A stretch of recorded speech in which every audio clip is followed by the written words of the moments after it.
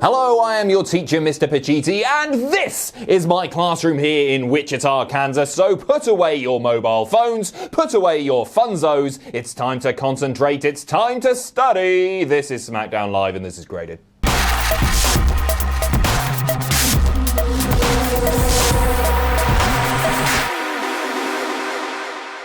We kick things off with the man who has something to say. She says that a while ago, nobody cared about Becky Lynch, but now everybody cares about Becky Lynch and everybody has an opinion on what Becky Lynch should be doing. But there's only one thing that Becky Lynch should be doing, and that is main eventing WrestleMania. I agree. She says she's better than Asuka, that Asuka never beat her for that title, and on Sunday at the Royal Rumble, she will take that title back. Cue Asuka's music. Asuka comes down, she doesn't even get a microphone. She just gets in Becky's face, holds up the title, and shouts lots of things that I couldn't hear. Then out comes Charlotte Flair, who of course is in the Women's Royal Rumble. She says that she is going to win that Rumble. She reminds us that she beat the holy heck out of one Ronda Rousey, and that Ronda Rousey still probably has bruises from Ken Doe Stick. Like, I can't comment on bad jokes, but what the hell was that? She then does a bit more trash talking, saying that she is the one who ended Asuka's streak, that she has owned the women's division for the last 4 years, and that she is the main event. And then suddenly Asuka attacks Becky Lynch from behind, a little bit heelish. The officials run in, they try to separate her. Becky ends up getting the upper hand, laying Asuka out at ringside to close this segment. Or so we thought. So we thought that was it, but then when we come back from commercial, we see the usual sponsor graphic. I can't remember who it was for. Skittles, Fruity Skittles, and that was cut short to reveal that Asuka and Becky Lynch are once again scrapping backstage. The sponsor graphic thing was a really simple touch, but one that I liked a lot. Remember when Ciampa turned on Gargano at TakeOver and the corner graphic appeared and it's like, oh, the show's over, and then the attack happened? It made it seem unscripted, and I think they were doing a fairly similar thing here. Not quite as impressive, not quite as big, but still, you get my point. So nice stuff from Becky, very much making the title the center point of this feud. That's important. Asuka, I wish they'd given her mic time. Even if she just grabs a mic and goes nuts in Japanese, that sounds cool.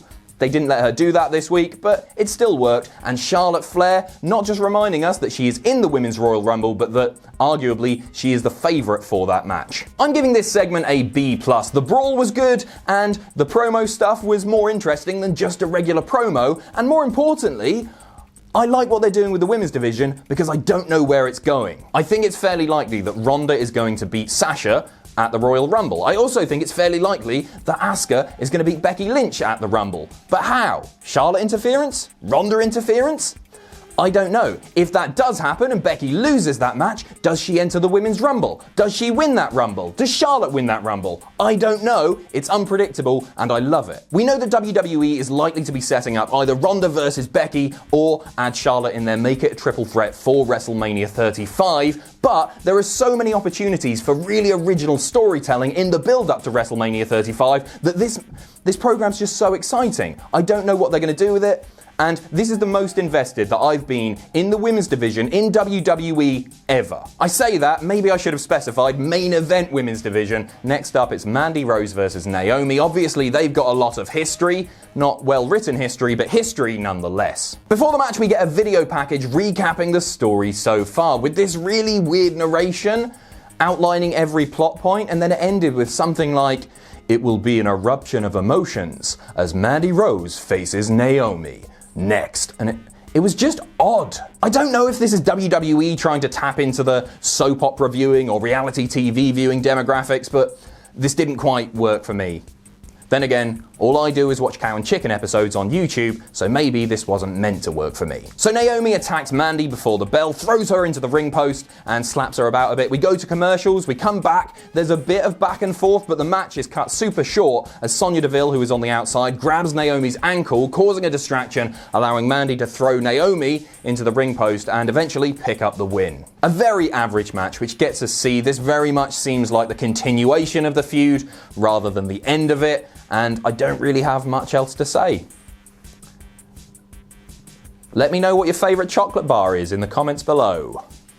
Engagement. Next up, it's The Miz versus Cesaro. The Bar will, of course, defend their SmackDown tag titles at the Royal Rumble against The Miz and Shane McMahon, the co-besties, the best team in the world. And you know what? You're going to hate me for saying this, but when Shane's music hit, he came out, he did his little dance, then he introduced The Miz. I smiled.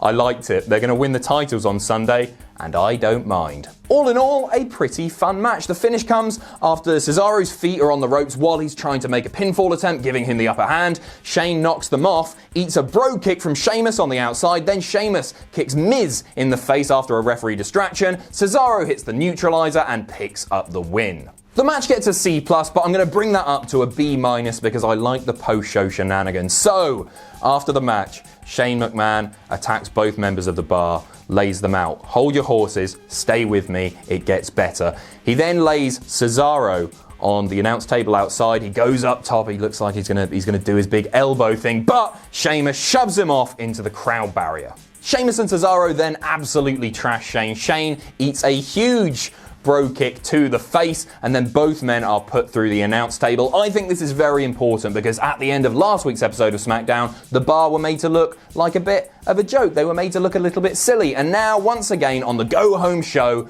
they look like a threat. Next up, out comes Vinnie Mac, who is here to moderate the final face-to-face between the new Daniel Bryan and AJ Styles ahead of their WWE title match at the Royal Rumble on Sunday. Vince says that he'll reserve comment on what just happened to his son, Shane McMahon.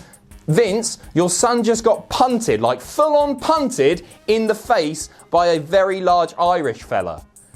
Bigger fish to fry, apparently. Vince introduces AJ first and then Daniel Bryan, who says that he refuses to get in the ring with a sociopath. Not Vince McMahon, surprisingly. He means AJ Styles, who last week slammed him into a pile of processed animal carcasses. Ugh. I'd love a hot dog. Bryan says that AJ uses his fame for nothing but money and that Daniel Bryan is not the people's champion, but the planet's champion. And AJ replies, saying that Daniel Bryan, you're a hypocrite. You flew into Kansas just like I did, and that you are the one who is fickle. Vince gets tired with all the squabbling and says, Daniel, get in the ring. Daniel Bryan says, no, Vince, you and the entire baby boomer generation are what's wrong with this world. You take and you take, all you care about is profits. You put money over people, over the planet. You are parasites. And just a reminder, Daniel Bryan is the heel in this situation. He's the one that's saying the things that are mean and unjust. He's the heel. He's definitely the heel. Styles then loses his patience because Daniel Bryan is refusing to get in the ring, so AJ Styles takes the fight out of the ring. He attacks Daniel Bryan and throws him into the ring steps. Daniel Bryan gets back in the ring. AJ Styles sets up for the phenomenal forearm, but as he's about to do it, Daniel Bryan hides behind Vince, holds him there, and so AJ drops to the mat and eats a running knee. Daniel Bryan standing tall to close the segment. I'm giving this one a B, despite the fact that Daniel Bryan, everything he's saying is true, and it's quite hard to see him as the bad guy here, even if he is a completely preachy little bellend. He managed to make this scripting work. In fact, no, he more than made the scripting work. He was fantastic last night. However, as is often the case, AJ wasn't especially strong on the mic here. I did like Daniel Bryan hiding behind Vince. I thought that was cool. But overall, this promo sort of felt like a summary of everything that we know about this feud up until this point. Nothing new was really added here, which in some ways makes sense on a go-home show, but I would argue that a lot of people, a lot of fans aren't especially excited for the WWE title match at the Royal Rumble. So last night, I think they could have done something more with this feud. The feud would have benefited had they just turned the heat up a little bit, rather than telling us all the things that we already know. Next up, it's time for Samoa Joe versus Mustafa Ali. Worth mentioning, a really nicely delivered promo from Mustafa Ali earlier in the night, and a really nicely delivered match too. Some cool stuff here, as you would expect. Joe pushing Ali to the outside when he went for a springboard was nice. Ali, there was a splash from the barricade, which was cool. A really beautifully executed tornado DDT. Essentially, everything that Mustafa Ali does is just so fun to watch. Everything is so fluid. So yeah, these two just have tremendous chemistry. The finish comes when Ali goes up for the 054. Samoa Joe grabs him, pulls him back, locks in the Coquina Clutch, and Ali is forced to tap out. Samoa Joe is your winner, and in the process, wins himself a B from everybody's favourite creepy teacher, Adam Joseph Pacitti. This may have been a mini feud. This may have just been an exercise in making Samoa Joe look like a real threat in the run-up to the Royal Rumble. Either way, I don't mind. If we get more matches between these two, I'm all for it. If we don't, that's fine. We'll get them down the line. Main event time. And what a main event it was. The right placement on the card for these two. It is, of course, the 2 out of 3 falls match between Rey Mysterio and Andrade. See what a great wrestler he is. Nailed it. I'm not going to run down all of my favourite spots like I did last week. It's Andrade versus Rey. We know it's going to be great. So go and watch it. That's your homework. Go and watch some actual wrestling rather than my creepy arse. Not actual arse, face. That said, I do need to mention a few key spots here. The huge sit-down powerbomb from Andrade to Rey from the top rope, giving Andrade his first fall, and then Canadian Destroyer from Rey Mysterio, giving Rey his first fall, but really, this was all about the finish. So Rey hits the 619, the match is surely over, but no, outruns Samoa Joe. Powerbombs Rey into the apron, causing a DQ. Joe then attacks Andrade, but quickly turns his attention back to Rey Mysterio and makes him pass out with a Coquina Clutch. He then grabs a mic and says, at the Royal Rumble, I'm going to do exactly what I did in this ring tonight.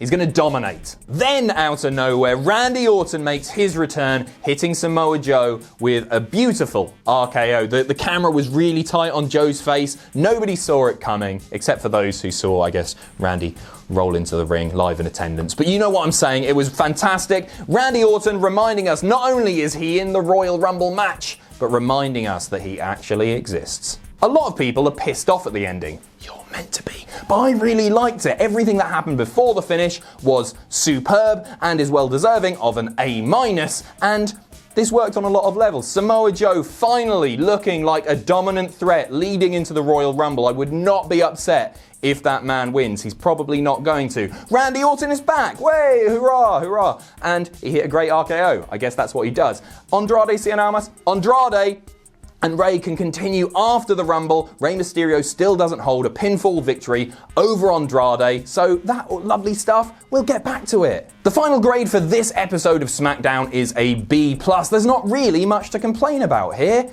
Andrade was great, Rey was great, Samoa Joe was especially great, Daniel Bryan was especially great, Becky was great, Charlotte was great, Asuka was great. It was a fun show to watch. Everything makes sense again. I can't wait for the Royal Rumble. Oh, and I almost forgot, shout out to my boy Tony Chimmel, who appeared backstage with The New Day. Almost forgot about him.